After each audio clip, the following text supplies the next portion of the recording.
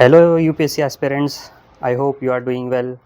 अभी UPSC prelims बहुत पास आ गया है, सब अच्छे से पढ़ रहे होंगे, मैं आशा करता हूँ गाइस। बट मैं ये जानता हूँ कि रीडिंग कॉम्प्रिहेंशन जो सीसैट पेपर का पार्ट है वो बच्चों को बहुत परेशान करता है। I have been interacting with many students in past few months, and I came to know that students are facing difficulty with reading comprehensions. They are making mistakes in this segment. So I am trying to address this problem. I'm trying to bring some solution, some kind of solution to this particular issue which our students are facing. So regarding that, please try to understand it. As I have written on my screen, reading comprehensions, it is a game of interpretation. Please mind this word interpretation. बच्चों, ये important understanding का ही खेल है कि जब passage में information है, जो पैसेज में लिखा हुआ है, उसके माध्यम से, उसके मीडियम से एग्जामिनर क्या चाह रहा है। Examiner is testing your reading abilities, they are not judging your writing skills that would be judged in the mains. So here they are judging your reading skills. और रीडिंग स्किल्स जज करने के लिए आपको क्या है, लैंग्वेज को पढ़ना है। एक सेट ऑफ इन्फॉर्मेशन आपको पैसेज के फॉर्म में दी गई है, उस पैसेज के इन्फॉर्मेशन के अकॉर्डिंग आपसे कुछ क्वेश्चंस आपसे पूछे जाते हैं, वो आपका जवाब देना है। और एक इम्पॉर्टेंट बात यहाँ पे ये भी जानने की होती है बच्चों कि आंसर हमें पैसेज में दी गई लैंग्वेज और इन्फॉर्मेशन के बेसिस पे करना है, हमारी जनरल अंडरस्टैंडिंग के बेसिस पे नहीं करना है। Sometimes you may feel that the passage which is containing some information, your general understanding may be in conflict with the information given in the passage, but nonetheless you have to answer your questions based on the information given in the passage. So again, coming to the solution part, it's a game of interpretation, as I told you. What do I mean with this particular phrase, it's a game of interpretation, is that when examiner is testing your reading abilities, they test your interpretation skills as well. They want you to interpret the information given in the passage in the same manner which the examiner wants you to. So आप कोई information को, कोई text को, कोई passage के sentence को पढ़ते हैं तो किस तरीके से आप उसको प्रोसेस करते हैं, क्या उसका एक समराइज वे में कंक्लूजन जैसा आप बनाते हैं अपने दिमाग में, ये एक बहुत इंपॉर्टेंट एस्पेक्ट है। और हमें इन क्वेश्चंस को एड्रेस करने के लिए, आंसर करने के लिए कुछ particular keywords, specific terms UPSC हमसे पूछता है। वो जैसे कौन कौन से टर्म्स हैं वो पूछते हैं आपसे कि इस इन्फॉर्मेशन की what is the corollarity the information और the passage, what is inference या most logical inference. Sometimes they ask what is the conclusion or what is the message or what is the summary. So one by one I am trying to address this particular issues. I am trying to explain you these particular terms, and I hope you will understand it very well. So let's begin.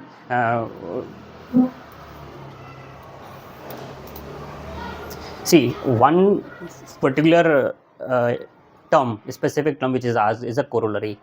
Now I want you to understand this term in its literal meaning. See, this word is a very popular word in scientific and mathematical language as well. And why it is so, let's understand that particular aspect, and why UPSC is asking this kind of question. They are judging again your reading skills. How do you interpret a particular text? Coming to that, corollary क्या है? It is a situation, a statement or a fact that is natural and direct result of another one. मतलब किसी और का result या किसी और का result in the form of situation, statement और फैक्ट। दूसरी रीडिंग देखते हैं, समथिंग दैट इंसिडेंटली और नेचुरली अकम्पनीज और पैरेलल्स। मतलब वही इंसिडेंटली या नेचुरली किसी के साथ आ रही हो। तीसरे स्टेटमेंट में देखते हैं कोरोलरी क्या है, it is an idea, argument और a fact that results directly from it. किसी चीज़ की कोरोलरी क्या है, जो उसके रिजल्टिंग फॉर्म में कोई आइडिया, आर्ग्यूमेंट और फैक्ट आ रहा है। तो अगर आपको बचपन की मैथमेटिक्स का हिसाब याद हो, साइंस में या मैथ्स में आपने पढ़ा हो, तो वहाँ हम ये चीज़ देखते थे क्या कि किसी थ्योरम को हम प्रूव करते थे, किसी फैक्ट को हम प्रूफ करते थे, तो उसके कोरोलरी पार्ट में एक स्टेटमेंट आपको लिखा देखने को मिल जाता था, कोई प्रपोजिशन लिखा मिल जाता था। वो क्यों होता था? कोरोलरी का मतलब क्या है कि जो हमने प्रीवियसली कोई चीज़, कोई फैक्ट, कोई स्टेटमेंट को प्रूफ किया है, उसके प्रूफ के रिजल्टेंट फॉर्म में हमारे सामने एक और नई प्रपोजिशन या आइडिया सामने आया है। तो कोरोलरी क्या है? It is a kind of resultant, it is a kind of outcome. एक सिंपल अंडरस्टैंडिंग के लिए जैसे मैंने ये यहाँ पे मेंशन भी किया है, जैसा मैं कर्सर घुमा रहा हूँ, ये देखिए, ये जो दिख रहा है ओवियस डिडक्शन, ठीक है। कोरोलरी का मतलब क्या है? एक ओवियस डिडक्शन, मतलब जो नेचुरली या डायरेक्टली उससे कंक्लूड होने वाला हो, वो इसका मतलब है। इसके सिनोनिम्स मैं दिखाता हूँ आपको। देखो, कोरोलरी के सिनोनिम्स मैंने ढूंढे, क्या मिले? Consequence, result, effect and outcome. तो मतलब ये सिंपल टर्म्स आपको दिख रहे हैं। ये कोरोलरी आपसे ये पूछता है, जब भी आपसे पैसेज में पूछा जाए कि what is the corollary to that, आप इन चारों शब्दों में से किसी चीज़ को भी इंटरप्रेट कर सकते हो। क्या उसका आउटकम है, क्या उसका इफेक्ट है, या उसका रिजल्ट कुछ ऐसी चीज़ है, या उसका कॉन्सिक्वेंस ऐसा आ रहा है। जैसे एक एग्जाम्पल जैसे मैंने लिखे हैं ना, जो यूज इन सेंटेंसेस, जैसे आप ये दूसरा वाला देखिए, ये नंबर ऑफ प्रिजनर्स, इसका मतलब समझते हैं। The number of prisoners increase as a corollary of the government's determination to combat violent crime. Now see, very beautifully the corollary word has been used here. क्या बोल रहा है कि गवर्नमेंट का determination to combat violent crime, it is resulting into increased number of prisoners. So what is the corollary? Is what corollary is the increased number of prisoners out of what? It is a government's determination to combat violent crime. So this is simple meaning for you to understand what is corollary exactly wants you to understand. Simple. आगे बढ़ते हैं। एक और ऐसी terminology है जिसको बोलते हैं इन्फरेंस। अब यूपीएससी इन्फरेंस को भी अलग अलग तरीके से पूछता है। कभी सिंपली लिखा होता है, कभी बोलता है मोस्ट लॉजिकल इन्फरेंस हो सकता है, कभी कभी मोस्ट क्रिटिकल वर्ड यू लोग यूज़ कर सकते हैं कि क्रिटिकली भी हो सकता है। तो आपको उस कॉन्टेक्स्ट में उसको समझना ज़रूरी है। पहले मैं देखता हूँ ये इन्फरेंस का मतलब क्या है। An inference is an idea और conclusion that's drawn from evidence and reasoning. अब यहाँ पे देखो इंपॉर्टेंट टर्मिनोलॉजी क्या है। इट इज़ अ आइडिया और conclusion that is drawn from evidence and reasoning. Second line में क्या लिखा हुआ है? देखो ये सेकेंड लाइन में क्या लिखा हुआ है? An inference is an educated guess. दिख रहा है ये एजुकेटेड गेस। तो हमें क्या देखना है? इन्फरेंस वर्ड के सामने क्या चीज़ सोचनी है कि एविडेंस और रीजनिंग के बेसिस पे या एक पर्पसफुल थॉट के बाद जो कंक्लूजन आएगा, जो आइडिया जनरेट होगा, वो कहलाएगा इन्फरेंस। हम जैसे जीएस के जो पेपर्स होते हैं, जीएस के क्वेश्चंस होते हैं, उनमें भी हमें कई बार क्या होता है, हम एजुकेटेड गेस लगाते हैं, हम एविडेंस और रीजनिंग के बेसिस पे हम कंक्लूड करते हैं, एलिमिनेट करने की कोशिश करते हैं। वहीं से आप एक पैरेलल ड्रॉ करके देख लो कि इन्फरेंस का मतलब भी क्या है, एक एजुकेटेड गेस आपको लगाना है, but it should be based on evidence and reasoning, कि कोई सॉलिड रीजंस होंगे, कोई रीजंस होंगे, एविडेंस होंगे, उसके बेसिस पे हम ये कर रहे हैं। नेक्स्ट लाइन में देखो एक और क्या लिखा हुआ है, it is a guess that you make और an opinion that you form based on information that you have. तो कोई इन्फॉर्मेशन है, उसके बेसिस पे, उसके कुछ आप क्या बोलते हैं, प्रॉपर लॉजिक्स के बाद आप कोई इन्फॉर्मेशन प्रोसेस करते हो, उससे जो ओपिनियन बनता है दैट इज़ इन्फरेंस। अगर इसका सिनोनिम देखा जाए तो देखो इसका सिनोनिम भी क्या आ रहा है? डिडक्शन आ रहा है। इसका सिनोनिम भी डिडक्शन आ रहा है। पीछे क्या था कोरोलरी में? कोरोलरी में था ऑब्वियस डिडक्शन। तो आपको ये जो एडजेक्टिव या एडवर्ब लग रहे हैं, इसकी मीनिंग आपको थोड़ा सा लिटरल सेंस में समझना पड़ेगा। देखो एक सेंटेंस मैंने इसको यूज़ किया है, जिसे नीचे आखिरी में सेंटेंस लिखा है, the clear inference is that the universe is expanding. अब मैं इसको थोड़ा सा समझाने की कोशिश करता हूँ इन्फरेंस के टर्म्स में। The clear inference is that the universe is expanding. Now we know that कि यूनिवर्स इज एक्सपैंडिंग, ये इस्टेब्लिश्ड फैक्ट है, but do you think that कि हम ये देख पाते हैं? हमने देखा है कि यूनिवर्स एक्सपैंड हो रहा है? नहीं देखा है। बट ये कैसे आया है?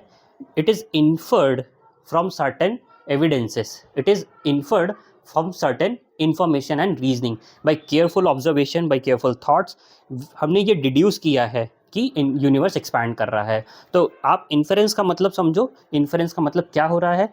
अब इस इंफॉर्मेशन के बेसिस पे आप अपने क्वेश्चंस आरसीज के अटेम्प्ट करने की कोशिश कर सकते हैं। सिमिलरली मैंने एक और टर्म को पकड़ा है, दैट इज़ कंक्लूजन। अब इसको मैंने इसलिए भी रखा है क्योंकि कंक्लूजन हमें यूपीएससी मेंस में भी बहुत ज़रूरत पड़ती है, कि यूपीएससी के मेंस में भी आपको कंक्लूजन लिखना आना चाहिए। बच्चे बहुत प्रॉब्लम फेस करते हैं, कंक्लूजन नहीं लिख पाते हैं। तो इसको समझते हैं। कंक्लूजन क्या है? इट इज़ अ डिसीजन और judgement that is made after careful thought. Fine, मतलब एक केयरफुल एनालिसिस, केयरफुल थॉट के बाद जो डिसीजन या जजमेंट बनाए हैं, that is conclusion. Next line would say an opinion that you reach after thinking about something carefully, a final summation. It has a meaning that when you read a particular text, और जैसे हम mains answer के form में समझ लेते हैं conclusion का मतलब क्या है, कि जब हम पूरा एक आंसर लिखते हैं तो आंसर लिखा हमने जो बॉडी में है, जो इंट्रोडक्शन में लिखा है, उसका निचोड़ एक तरीके से बोल लो आप, जो है वो कंक्लूजन है। But that conclusion should reflect that it is a careful, it is a proper logical thought which you have drawn after reading or after writing a certain text in the main portion. So, simple सी बात है। Conclusion आप और detail में चाहें तो एक बार आप फिर से खुद से सोच सकते हैं, खुद यूट्यूब पे या गूगल से एक बार इसकी मीनिंग निकाल सकते हैं। सिमिलर एक्टिविटी आप उसके लिए भी कर सकते हैं जो अलग अलग और टर्म्स आते हैं, जिनके जैसे एब्रीविएशन जोड़ के, कि अगर किसी सामने जैसे क्रिटिकल मैसेज की बात कर ली जाए, मैसेज का भी क्वेश्चन पूछा जाता है, समरी का भी मैसेज पूछा जाता है, कभी कभी ये जो मोस्ट लॉजिकल वर्ड यूज़ किया जाता है, मोस्ट लॉजिकल इन्फ्रेंस या क्रिटिकल इन्फ्रेंस पूछते हैं, तो आप इन शब्दों के को जोड़ के इनके मीनिंग ड्रॉ करने की कोशिश कीजिए। आप अपना थोड़ा सा दिमाग लगाइए कि इनका रियल सेंस में मीनिंग क्या होता है। और माइंडेड स्टूडेंट्स, कि कई बार हम इंटरप्रिटेशन जो करते हैं लैंग्वेज का, वो उसके कॉन्टेक्स्ट से रिलेट करना ज़रूरी है। जैसे फॉर एग्ज़ाम्पल कि कभी पैसेजेस में कोई साइंटिफिक लिटरेचर लिखा होता है, मतलब कोई रिसर्च पेपर की कोई सर्टन टेक्स्ट उन्होंने सामने रखा होता है, तो आप साइंटिफिक इन्फॉर्मेशन को कैसे प्रोसेस करोगे, वो एक लिटरेचर वाली इन्फॉर्मेशन को प्रोसेस करने से डिफरेंस होता है। इंग्लिश लिटरेचर का कोई टेक्स्ट लिखा होगा, दैट इज़ अ स्टोरी, या कुछ इन्वायरमेंटल एस्पेक्ट हो सकता है, इन्फॉर्मेशन इन्वायरमेंट की हो सकती है, कभी कोई प्रॉपर लिटरेचर की बात हो सकती है, साइंस का हो सकता है, या किसी और पर्टिकुलर डोमेन से भी हो सकता है। तो आपको ये समझना ज़रूरी है कि उसके कॉन्टेक्स्ट में वो चीज़ें प्रोसेस की जाएं, हम इंटरप्रेट जो करें हम उसके कॉन्टेक्स्ट में करें। और दूसरी बात, जैसे मैंने कोरोलरी के केस में डिस्कस किया था, मैं फिर से एक बार दिखा देता हूं कि कोरोलरी क्या है।